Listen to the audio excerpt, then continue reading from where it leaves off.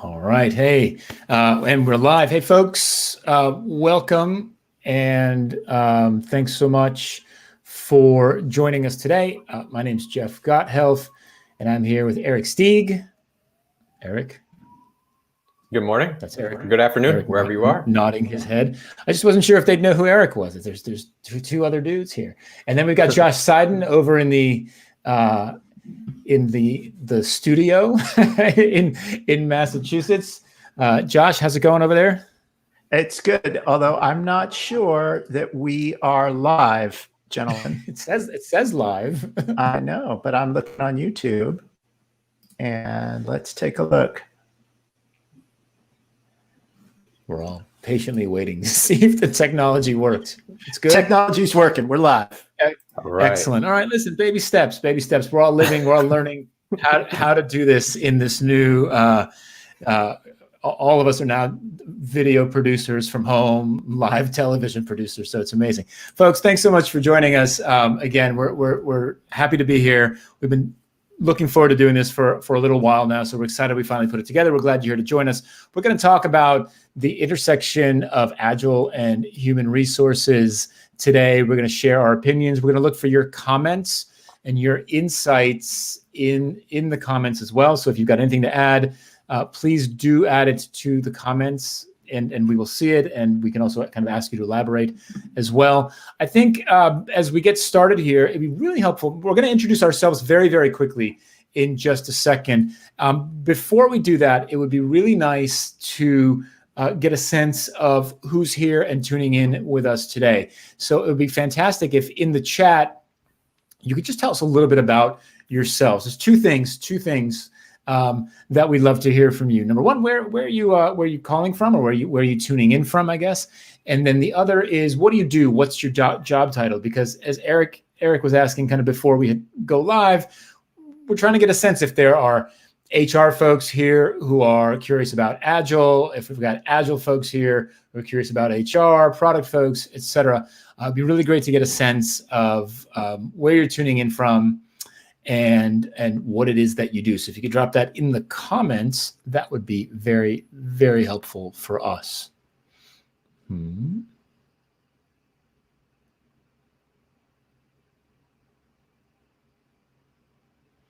And while we wait for those to come in, we can introduce ourselves a little bit as well. So Eric, say hello to the folks. Tell them a little about yourself. Hello, everybody. Eric Steege, currently with AWS in a role providing some innovation and product coaching to large enterprises. Previously worked in-house at a Fortune 300 P&C insurance company where I led internal Agile and innovation transformation and worked really closely in partnership with HR and actually even reported into VP of HR in that time. And so this Agile and HR sort of mashup and conversation is near and dear to my heart, and excited to dive in a little bit more on today's call. Nice. Josh, tell the folks who you are. Hey, folks. Thanks, Jeff. Great to be here. My name is Josh Seiden. I'm a designer and an independent consultant, and one of the co-founders of Sense and Respond Press, and co-author who works with Jeff on these topics. So excited to be here hosting our first live stream. And thanks for sticking with us, folks. We're figuring it as we go along. And I'm Jeff Gothelf. As Josh said, Josh and I have worked together for a long time, co-founding Sense and Respond Press, writing Lean UX, writing Sense and Respond. And then most recently, I published another book called Forever Employable, which is about how to kind of future-proof your career. And the conversations that we've had going on with between the three of us, between Eric, Josh, and myself, over like it's been probably a year or more, right, Eric? I mean, it's been have centered around this idea of product and agility, and really more recently the application of these ideas to human resources, where we feel there's potentially a lot of potential for impact there. And so as we dive into this, Eric, maybe I'll go to you first. I'm happy to follow up after. Yep. Is kind of why Agile and HR together? Why do that? Yeah. So, and I'm going to caveat all this, and I think we all are, that we're not HR experts by any means, but we're inside big companies and with internal and so in a consulting role, and I think we've seen and observed some interesting things. And I think for me, one of the things is, I think we're all aware, and now even more so with COVID pandemic across the world, but big companies are ever changing and highly complex, and I think the days of sort of linear thinking and sort of traditional, I just call it sort of project management, are numbered and need to change. There's still a time and place, but if you think of HR as sort of centered to a lot of really important human policies and work from home policies, things like that. Now, even more so with COVID, we can't predict that what's going to happen 2 weeks or 3 weeks from now, much less like next year. So I think this idea of agility and navigating uncertainty is now more important than ever. And I think related, some of my observations inside, working within HR in my previous role, I think HR sometimes gets a little bit of a bad rap, and I would say there's a ton of opportunity to innovate and sort of think with more sort of agility in that area and align more to value, align more to thinking about like who's your customer and how are you trying to sort of deliver value to them in an iterative way, and versus some of the bad rap maybe HR gets as risk intolerant and order takers, and all they do are reorgs. And I think that, again, I know that's not to be the case, but I think that's sort of the bad rap that sometimes they get. And so I think for all those reasons, there's a great opportunity to dig in deeper to understand sort of where's that opportunity to have more agility, especially in this sort of highly uncertain time. It's really interesting. We all have been working in and around Agile in a variety of different ways, whether it's at the product development level, at the organizational level. And I know that in the work that I do, as the transformation efforts increase in scope and increase in impact across an organization. So you start off with a team, maybe you go to several teams, then a business unit, and then maybe the entire org. Inevitably, I have ended up in the chief HR officer's office in a good way, not like going to the principal's office, right? But like in a good way, you end up as this conversation goes up and up. And so from my perspective, I think there's a tremendous opportunity. And when we were talking about setting up this conversation, there were two sides of this discussion that we were considering. We're going to focus on one rather than the other. But the two sides that we were considering discussing, one was, well, how does HR enable organizational agility more broadly? Like, how do we think to do that, right? The interesting thing, the other side is to say, well, okay, well, how can the HR practice itself be more agile? Now, we're going to focus on the latter of those two things in this conversation today, but both are very, very important.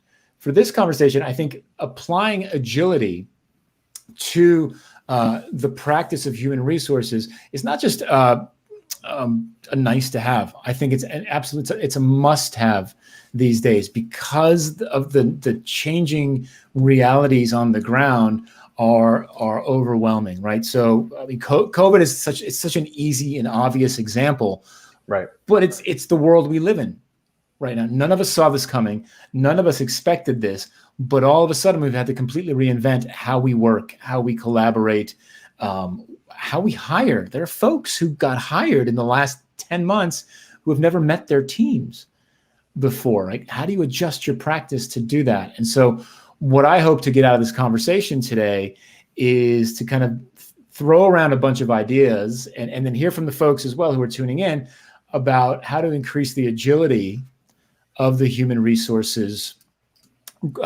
practitioners that we know, so that they can react to the realities within their organization, within the market, and around their company in the same way that we work so hard to get the product teams to react in the same way. So that's what I'm hoping for as well.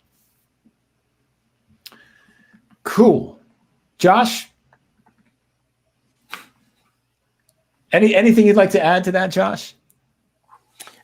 I'm back here making the YouTube sausage. So Got it. once I get things straightened out, I'll contribute to the conversation. Thanks. Got Jeff. it. No, I totally get it. I totally get it. The YouTube sausage is a flavorful sausage, but difficult to make. It's a delicious one to make. So let's jump into it. All right, Eric. So let's set the stage here. Okay, why? So why is there even a need here? What's the problem that we're even addressing?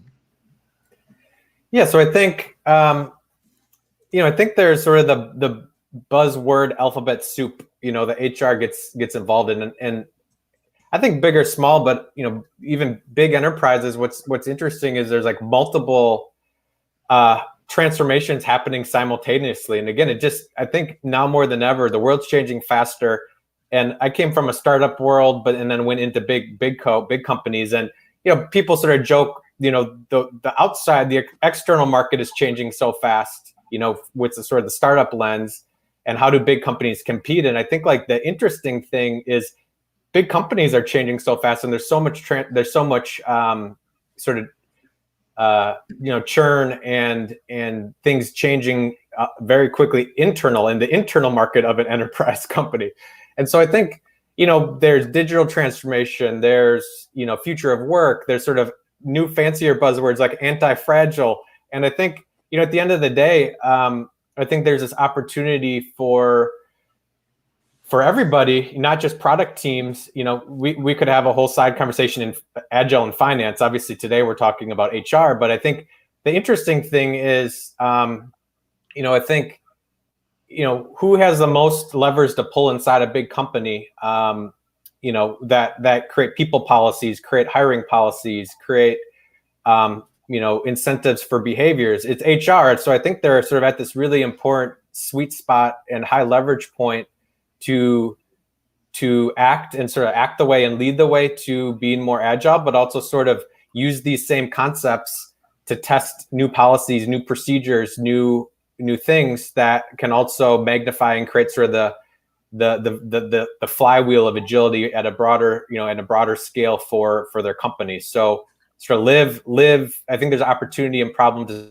sort of live agile more, but also apply it to these high leverage things that they can because they're in HR to help do agile more at scale and build it into the sort of the fabric and the processes of the bigger enterprise. We rely on them so heavily, though. I mean, it feels like, at least when you're working with large enterprises, right, you rely so heavily on HR teams to help the dissemination of agile practices, agility, training, that type of thing. And it's interesting because my assumption, and it's a risky assumption, so if I'm overstating it here, folks, please feel free to correct me in the comments. My assumption here is that the majority of HR practitioners aren't agile practitioners. In other words, they don't necessarily have the experience of working in this way, and so it's kind of like selling food that you've never tasted. You're like, no, this is really delicious. You're gonna love it, and not only it's healthy and it's good for you, right? But I haven't tried it, and I think that is there's a real opportunity there as well to make the selling of agility. Let's just call it agility, because I resist the religion of capital A Agile, right? But there's the credibility of the selling of the transformation, I think, goes up exponentially if you've done it, right? If you can credibly say, look, we do this every day, we work this way, and it has exponentially benefited us in these ways, and we feel like this would work well for you as well. Yeah.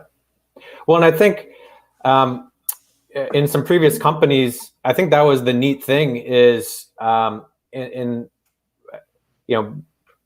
an org structure standpoint, there's not a one size fits all. But it was interesting that in my role, we actually were in the HR department because we were seen as this innovation and sort of agility transformation was in HR org structure. And I think there was a lot of pull and excitement. It was lucky and sort of it was interesting because we had a lot of top-down senior leader support, but the HR department was some of our earliest adopters because I think they wanted to show and sort of act their way, and sort of behave their way to the future state that we were trying to get to. And so they're, again, I would think as HR could be some of your strongest allies and early adopters to reach out to and help support on their sort of path to your point, the sort of agility, not big A, but just how to work in some more of these principles. And so that was really great to see. And I think that was because of being in the same sort of org structure vertical, but also I don't think that necessarily, disqualifies that same type of early adopter effect for HR in other organizations where that might not be the case. Yeah. So folks, we have a question from Roberto, who says he'd love to hear how HR can support starting and adjusting the teams. And I think what he means is starting their agile journeys. Got it. And Josh, really quick, it seems there's a comment from Ann here that there were about 40 folks waiting at a different YouTube link. So I'm going to see what I can do over there. Okay. I appreciate that. Thank you. Eric, did you want to jump in on this initially and then I can follow up? Yeah. I think it's sort of no different. Like, again, I can only speak to my experiences. And so I come from sort of a product-centered lens, so I apologize if that might not resonate. But to me, it's no different than a product sort of approach where I think you're trying to work with agile folks on initiatives that are like on their roadmap, like that they're prioritizing, and don't try to make them to focus on something that they don't care that's going to drive some business outcome, and try to partner. If you have agile coaches in your company or sort of agile evangelists that can sort of support and support on some of the basics, like partner with them and start to try to start to build in new ways of working. Some of the ask them some great some great coaching questions around who's your customer and how do you deliver value today and how can you deliver more continuous value, and just get them to start to think through some of those lenses like I would if it was a product team. And I think the holy grail sort of is if by some sort of consulting coaching judo, or just because they're interested in this already, like getting them to think a little bit more like a product team or a product, they're managing a product, they're just in HR and their product is the benefits program that they manage or new employee onboarding program, and get them to start to map out, experiments or sort of things that they can be working that they believe could be delivering value, and then iterating and sort of, doing some of the agile practices and principles around continuous value delivery and working through it that way. So I think that sort of summarizing, getting them to sort of focus on something they're already doing and getting them to sort of reframe, I guess, around value and iterative delivery of that value. And I think that's a great starting point. And then sort of start to layer in some of the coaching and principles from there. One of the things that I think is super critical, especially coming from an HR perspective, is language and vocabulary and specific kind of building that shared conversation across the organization. There's a process there's a framework called the Scaled Agile Framework. It's called SAFe. I'm not a fan. I don't love it, but one of the things that they do remarkably well, and you see this in organizations that have adopted SAFe, the Scaled Agile Framework, is they've got their language down. Mm-hmm. Right? They've got their job titles down. They know what the makeup of a team is. They know what the roles are on that team and who needs to be there. And I think that as an HR organization, that's extremely powerful. And I think it's one of the reasons why SAFe has been so successful, is that they can provide this language to an organization and say, here's a language, here's how all those words fit together on a chart. in a nice visual. Now go implement this visual. And I think that that's a recipe that organizations can get behind. Now, again, while I don't necessarily love the end result here, I think the tactic is brilliant. I think what they're doing here is they're saying, again, from kind of a top-down human resources perspective, is we need to build teams that look like this, right? On those teams, there are this many people. And of those people, X number of software engineers, this many are product managers, this many are designers, this many are QA, whatever it is, and that again helps give them that particular language. So as teams, as they're starting, and what that gives them is a starting point, Roberto, to your question, right? It provides them with that framework to start from. And then as we see those teams, hopefully, here's where the agility part comes in, right? Is as we see those teams evolve and start to work this way, well, then the organization can react to what they're sensing, to get a little tongue-in-cheek, sense and respond, right? But as an HR organization, then your responsibility is to then sense how well that framework is working inside your organization, and then to adjust and respond. Say, look, we've tried this framework, or at least this kind of initial recipe for a quarter, right? For 3 months. How are we doing? Let's do some retrospectives. Let's do some customer interviews, right? Let's go talk to the staff. Let's get a sense. Are they happy? Yep. Do they like this, right? Like that stuff doesn't happen in most organizations, right? And then adjust from there. And so I think that if you're trying to tell an HR team sort of to help set a vision for an organization, either a process or a way of working or a team-based vision, giving them something to start from is extremely powerful, right? And so I think that, and again, you don't have to reach for the prefabricated solutions that are out there. You can create your own, but if everyone's saying the same things, it's a great way to start.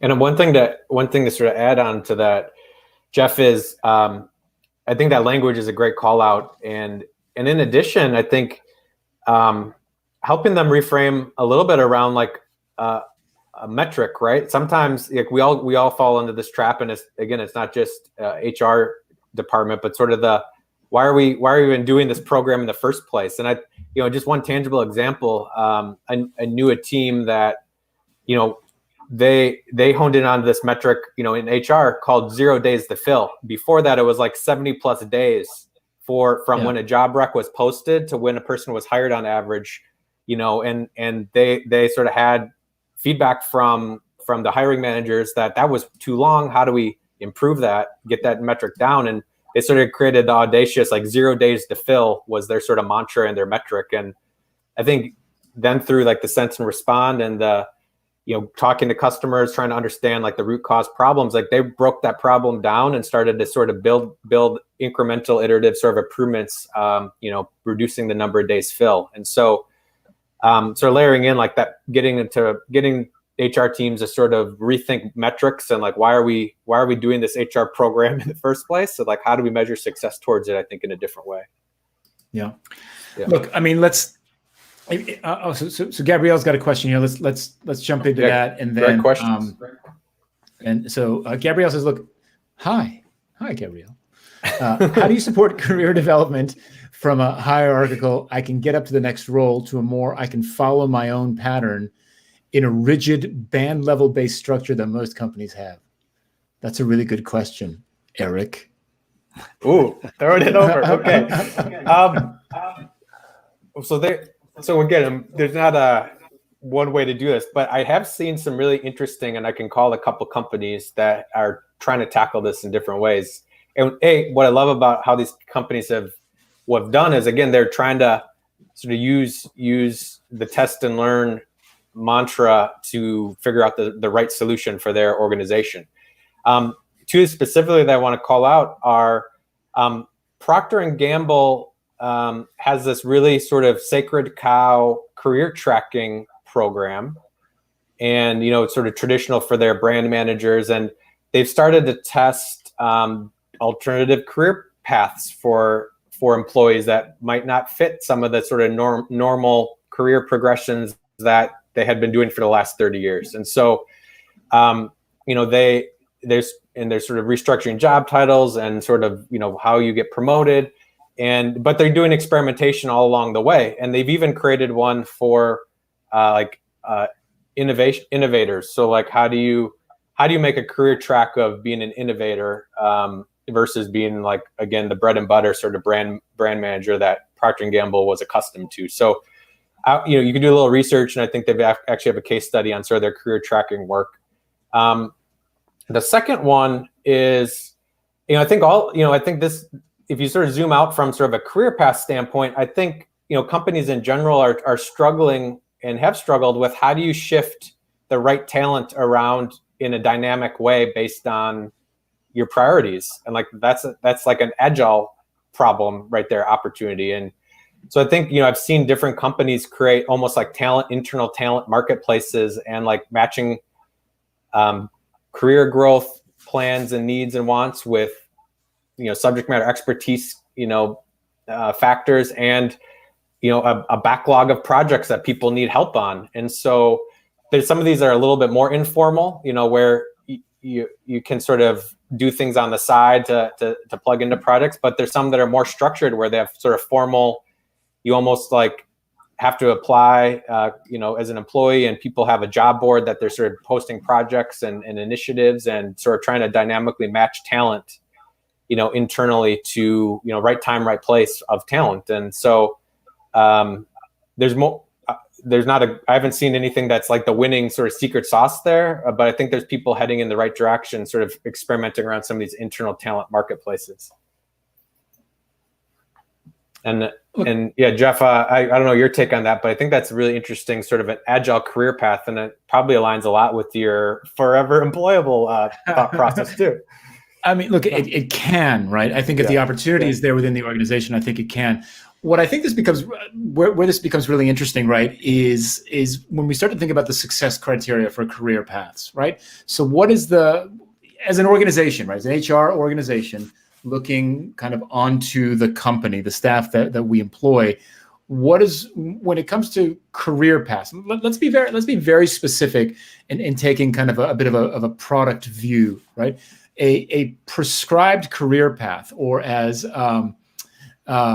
Gabrielle put it, a rigid band level based structure. Okay, a rigid band level based structure is an output, right? It's a policy that an organization has put into place. Now, they put into place for a variety of reasons, and certainly I'm not saying that those are bad reasons, but that policy is now in place, and it's creating outcomes. Now, what are those outcomes that we're seeing? And I think it's a fair question for an HR organization to ask, right? Are we seeing folks rise through the ranks, get smarter, get better, deliver more value to the customer, deliver more value to the organization, stick around, refer their friends, like really help build the kind of organization and culture that we're looking for? Or are we seeing kind of more of a mixed pattern where some folks are doing that, and you got some other folks who are hitting the bands or hitting some blockers, and they're like, nah, I'm going out. I'm going this way, right? I'm leaving. And I think that becomes a really interesting observation. Now, I know I'm confident that HR organizations measure this, right? They understand, attrition rates and retention rates and longevity in the organization. But the question becomes, what's the outcome that we ultimately want? And I don't know that that's consistent from organization to organization. I think that, you look at sort of a generation behind us, like people older than us, right? Like I look at my best friend's dad worked at DuPont for 45 years, right? And that's what DuPont wanted, right? Maybe today, maybe we don't want somebody putting in 30 years at our company, right? Maybe we wanted them to give us 3, 4, 5 years and then get them, on to the next thing in their life. And so I think as an HR organization, the first thing you need to ask yourself is, well, what's the outcome that we're trying to achieve? And is a rigid band level based structure the policy, the output that's going to help us achieve that? And if it's not, then we need to adjust that. And that's agility. Let's see. We have another question, guys. This one from Joseph's. I've just popped it up on the screen. For people ops or HR team that likely doesn't even have agility on their radar, and this, to your point, Jeff, earlier, let alone actual experience running Agile, right? How do you recommend they get started? So look, there's no shortage of books. I think that'd be a great place to start. Look, I find it. Look, and Joseph, really, thank you for the question. First of all, look, I think that it's difficult, and again, everything's anecdotal in this case, but it's difficult for me to believe that an organization in a medium or large size enterprise hasn't heard of Agile or agility. Now, they may not know what it is. They may never have done it. Certainly, they don't practice it, but they probably understand it. And so I think that there is a real. So first of all, I think there's a responsibility that the leader of this particular organization, right, take the time to at least introduce people to these concepts. They don't have to introduce them to Scrum necessarily, right, or any kind of specific methodology, but sort of an overarching introduction to Agile and agility couldn't hurt. Whether it's a book or a training class or some kind of a workshop or something along those lines.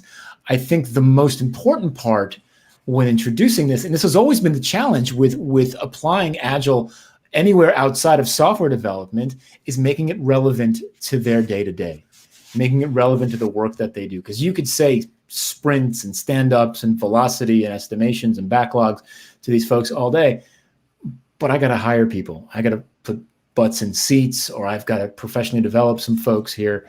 And so making it relevant to their day-to-day is absolutely the key. And that's going to take some initiative. It's going to take some creativity and probably some collaboration with folks who can straddle both, who can straddle both conversations in that way. I don't know, Eric, what do you think? Yeah, I mean, I've sort of already touched on this, and I think it's again a little bit of the ninja consulting move. So like I would even talk about it in Agile terms. Like I think if you have a function or you have some people with bandwidth inside your company to go sort of, a lot of companies now have Agile coaches or product coaches or lean coaches, whatever.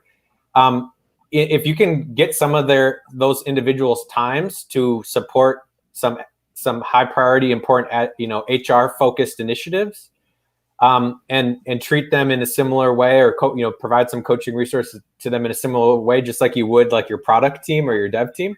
Like, I think that's a great way to do it. And again, don't talk about it in terms of like, you're going to come start doing Agile. I think you got to like, what's the most important thing you're trying to get done this quarter or year? Yeah. And then start to ask some really good, challenging questions, give them some tips on like, well, have we talked to any employees about this new policy change that you're thinking about? Like, how do we go get some more data and evidence around, what's the impact of this work that we're doing? And just start to generate the conversation like that, based on, again, what's on their top priority, like business goal business, task that they're working on at that given time. Yeah, it's framing the problem. Sorry, Josh. I'm just really quick. Yeah. I want what's our friend Daniel say? Double stitch on that. It's framing the problem, right? So instead of saying do Agile, like to HR, they're like, I gotta, I gotta do interviews. I don't know about doing Agile, right? What's the problem that you're trying to solve? And then let's figure out the best way to solve that. Josh? Well, I just wanted to pick up on one thing that's kind of going on in Eric's comment, which is that you're talking about having somebody with experience come in to help the group, and I think that's something that maybe we overlook in Agile implementations generally, is that getting started with Agile is hard. I mean, I remember the first time I tried to manage an Agile implementation as a manager with no Agile experience. The first experience was not very good, and I saw the promise in it, and my my team and my collaborators, we saw the promise in it, but we knew we weren't very good at it. And we tried it a second time and we were better, but still not very good at it. And then the third time we said, we need to get a coach. We need to get somebody who knows how to play the game. And that was kind of a breakthrough thing for us. Just being able to, admit what we didn't know, I guess, to a certain degree, and then reach out and get some help. Yeah. Let's see. We have another question here. Let's see. What are the main challenges in an agile practice around regarding accountability, and some tools you'd recommend to reinforce this ownership aspect and deliver on agreed commitments? That's a good question. I think that one of the misconceptions, certainly from the product development world, and so applying a bit of taking a bit of liberty in saying because it happens in the product world, it's going to happen in the HR world. But one of the things we see in the product world a lot is that folks feel like, well, once we go agile, there's no more planning, right? We just kind of work in these short cycles, and whatever happens, and we kind of go for there. And I think that to the point of the question here really is how do you start to build in some accountability, and how do you start to build in some planning, right? There is planning that goes into this. It's just a different style of planning as well. And so one of the ways that we've been, certainly that I've been promoting to the HR teams that I've been working with, is to reframe their thinking, right? If you think about if you just gave them the framework and you should just go do this, right? They'd be like, well, why am I doing this, right? Mm-hmm. So again, if you sort of reframe it as, look, you have to consider that what you do at work as an HR practitioner is you're making something. You can call it a product, you can call it a service, you can call it an initiative or a policy, whatever you want to call it, but you're making a thing. And there are people who consume that thing, right? The people who consume that thing are then going to change their behavior once they consume that policy, that initiative, that program that you put into place. And so what you're ultimately accountable for as an HR practitioner is that behavior change. It's that outcome, right? Just because you implemented the learning management system didn't make everybody smart. Right?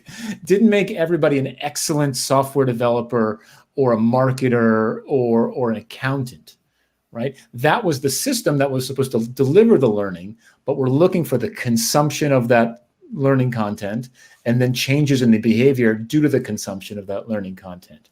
And so I think when it comes to accountability, number one of the challenges is shifting that mindset from, hey, I make vacation policy, right? Paid time off policy, to what I'm actually trying to do is make sure that my folks that my staff stays energized, motivated, excited to be at work, comfortable to take time off when they need it, like that kind of and then manifests that in their behavior. And so the accountability comes on the outcome rather than the output, because if the thing that you make doesn't generate those behaviors, then the policy that you made is wrong.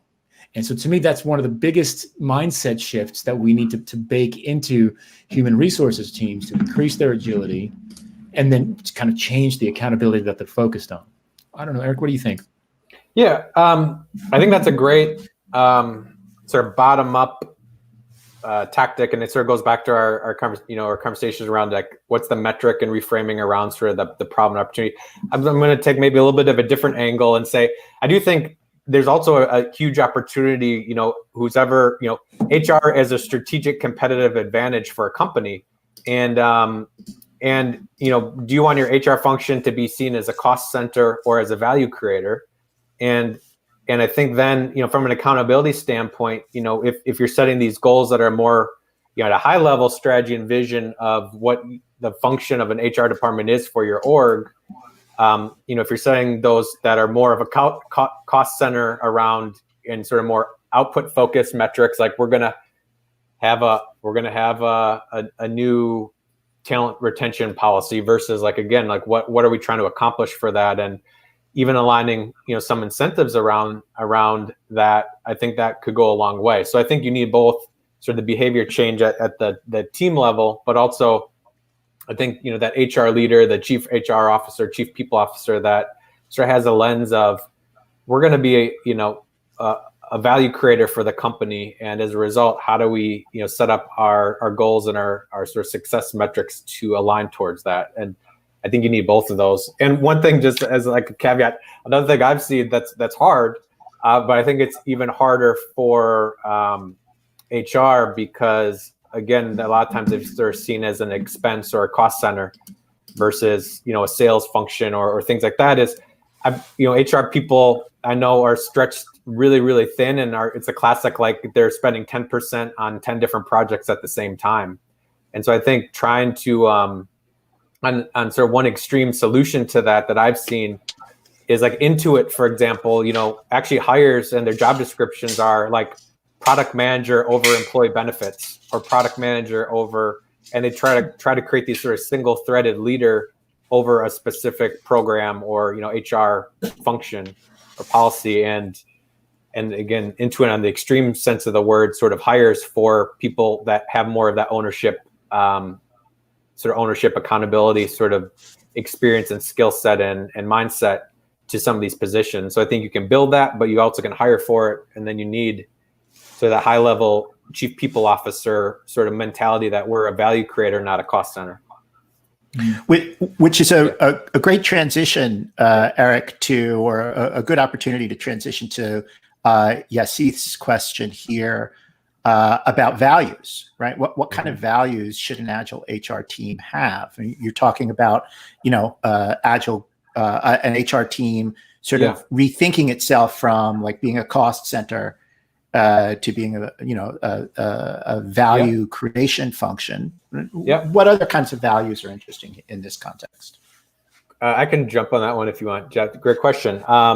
Yatish, thanks for asking it. So I would be curious, on the people that are on this call or orgs that we've worked with, like how many organizations have the word agile in their like company values? Probably like 80% of them, right? More. And I think at the end of the day, what it boils down to is like, how do you drill into the next 2 or 3 levels deeper of what are the observable behaviors we should be seeing if we're truly an agile company? And that is true for an HR group too. And I think we all have opinions on this, and there's actually a lot of writing. And there's obviously like the traditional foundational, like even Agile manifesto. But to me, like, I think some of the actual values or behaviors we should be observing is like more, earlier and more often, like interaction with whoever your customer is. And when I say customer for HR, it's probably some internal employee, and just getting more interaction and data and sort of empathy and evidence from those customers, I think. So, before, and I think this is what's awesome with, teams that are working Agile is like today, and you can even set metrics to those. Today, we intentionally talk to employees we serve like once a month, and like, okay, so like let's set a goal. We want to increase that to once a week, and like, how do we close that gap and start to sort of reflect? We tried this didn't work. We tried this, it did work. And now we're going to the cafeteria once a week at lunch to talk to employees with some key sort of HR questions that we want to learn about, whatever it is, but sort of setting some metrics around a behavior like interacting more frequently with our customers or employees. I think that's one important one. I'll pause there and let Josh or Jeff jump in for other sort of values or observable behaviors you think. Well, look, I just want to, a couple thoughts here. So first of all, you said, look, this team went from talking to, let's be clear, the staff is the customers for HR, right? Well, it's staff and prospective staff, right? Yes. Prospective hires. From once a month to once a week, that's quadrupling their data points, right? That's not an insignificant change. It's a significant change that informs them. It gives them evidence. It gives them data 4 times more data than they had before. That's a fundamental shift in them being able to make better, faster, evidence-based changes to the culture, to the policies, to the initiatives, et cetera. And so that's not an insignificant amount. Now, look, I don't think, to you see this question, I don't think that Agile HR teams have necessarily different values than any other Agile team per se. And so the one thing that I think that we absolutely need to have is values humility. And humility really is this sense that because we're going to go and learn and talk to the people who we're building these programs and initiatives and policies for, we need to be ready to be wrong. Mm-hmm. And I don't know how used to that HR people are. Maybe they are. And again, I might be making some assumptions, right? But like vacation policies don't get tweaked that often, right? Those rigid band structures that Gabrielle was asking about earlier, they don't get tweaked that often. Josh and I, a few years ago, were doing some executive coaching for a big financial services company in the US. And we were working with the executive team, the C-suite of the organization. And one of those people in that room was the chief HR officer. And one of the items that they were debating during this session was real estate. So they had offices all over the United States, and they were trying to figure out where to kind of expand office space, where to reduce office space, primarily for the sake of attracting better technical talent, as most organizations are trying to do these days, right? Where should we kind of close offices or open offices? And all of this was going to not only obviously affect personnel, right? So you're messing with people's lives if you're saying, well, there's not going to be an office here anymore, so you got to figure something out, right?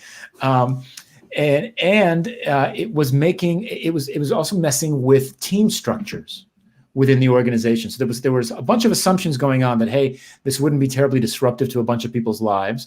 And B, from a productivity standpoint for the organization, if we start to mess with where people are physically, now remember, this is in the days that we used to go to the office and stuff like that. There was a real concern that team productivity was going to dip significantly if we started dividing them between offices where they weren't divided before. And so we kind of challenged the executive team. This is a big HR decision, right? It's a big human resources facilities decision type of thing. We challenged the team and said, look, what's your hypothesis? And they said, well, our hypothesis is that we should sort of expand operations in this place, decrease operations over here, maybe shut down this place, that type of thing. And they said, okay. And they said, okay, great. We're going to do that. We're like, wait, hold on a second, right? Why are you going to do that? Well, I've been working, and the folks there they're senior folks. They're tenured for they've been there 10, 15, 20, 25 years.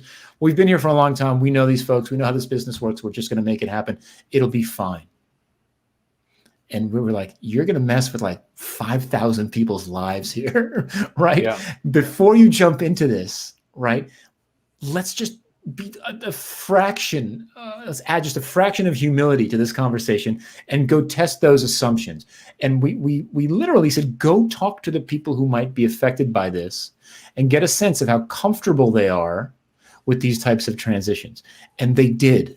We managed to convince them to go and talk to the staff. And they came back with a fundamentally different view about how to execute this rebalancing of staff across locations than their initial hypothesis. And not only did that, in all likelihood, reduce any kind of churn, right, in staffing significantly, but what we hope also happened is that it taught them that agility requires humility. It requires the ability to say, well, we're smart, we're senior, we're well paid, we've got a ton of experience, and we also get it wrong sometimes. And that's hugely powerful for an HR team in general, and certainly for an Agile HR team. I just want to jump on that too. So that is an awesome point. And going back to the values of, getting closer to your customer, humility. I would also say like start small, and that's sort of like a lesson in the story you shared too. And just a quick sort of soapbox of, one of the things I've seen to be most disruptive in big companies are reorgs, and reorgs are often a hammer that are also, sort of led out of a function within HR. And I'd say even that, like, how do you test a reorg in a low risk, reverse, two-way door way, right? Two-way door means you can go through the door, go back out the door if it doesn't work. And it's that humility, but also sort of that creativity to start small in a way that's low risk to test it, and then be able to then learn, did it work or did it not work and why, and then scale up or not based on those learnings. So I think that's great. Yeah, I think our next conversation is, how do you test a reorg? the next time you can do it. Yeah, you can do it. That sounds fascinating. How do you make a reorg a two-way decision? That's not small. Absolutely. Yeah. So guys, we're coming up on the top of the hour here, and I want to try and wrap up around 5 minutes before the hour. So I'm just curious, Eric, do you have any closing thoughts or anything that you'd like to, anything that you kind of want to end on? No, I mean, I think, hey, great questions. Sorry for a little bit of the technical issues, but appreciate the questions in the chat. And, I think we're not HR leaders, but this is something that we're passionate about. And I think seen enough of a signal that, there's something there to help further the discussion and conversation around how do we do more agile practices and principles in non-product functions like HR. And so I think it's inspiring because I've seen enough stories of where it's happened well and want to help in different ways. So I just say, reach out, in chat here or online, social media, wherever, further questions or ways to try to carry this discussion forward formally or informally. Because I think at the end of the day, I think HR plays a super critical role to make the places we work delightful and valuable for employees. And I think it's ripe for opportunity to work differently and better from a delivering value standpoint. And so I see it as an exciting opportunity and want to try to keep the discussion going. Thanks, Eric. And look, I think, like, as we're starting to wrap this up, I'm going to share my perspective, and I've been kind of hinting at this and getting increasingly more specific about it as we've moved through the conversation. Look, I believe that HR makes product, right? Mm-hmm. You can argue with me about the terminology, but HR folks make a thing that people consume, which means you're making a product or a service or policy or initiative. In other words, so that thing that you're making, it's meeting a need. It's solving a problem for the organization, for the folks that you're making it for. And your goal, ultimately, like in product development, is not to make the thing, but it's to make the consumers of the thing more successful, right? It's to make them happier employees, more successful, more productive, more innovative, more creative, whatever the goals are of the organization.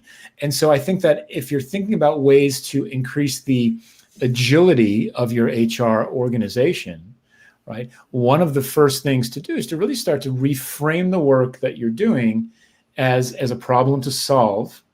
And then think about the success criteria for that problem as a set of behavior changes, a set of outcomes in the staff or in the leadership or whoever it is that you're targeting with that.